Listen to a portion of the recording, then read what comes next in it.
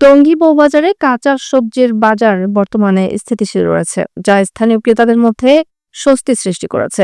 বিভিন্ন সবজির দাম গত সপ্তাহের তুলনায় কিছুটা কমেছে, তবে মৌসুমী সবজির দাম কিছুটা বাড়তি রয়েছে।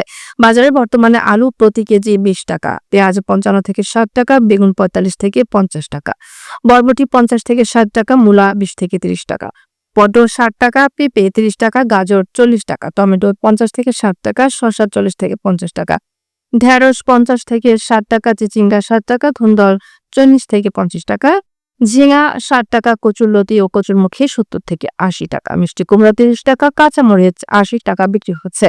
স্থানীয় ব্যবসায়ীরা জানান, সবজির সরবরাহ ভালো থাকায় দাম নিয়ন্ত্রণে রয়েছে, তবে মৌসুমী সবজির দাম কিছুটা বাড়তি হতে পারে। ক্রেতারা সন্তুষ্টি প্রকাশ করেছেন যে এবারের মৌসুমে দ্রব্যমূল্য স্থিতিশীল রয়েছে।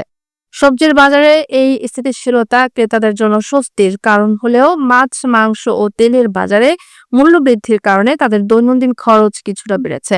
সংকটে টঙ্গী বহুবাজারের কাঁচা সবজির বাজার বর্তমানে স্থিতিশীল রয়েছে, যা স্থানীয় ক্রেতাদের জন্য কিছুটা স্বস্তির।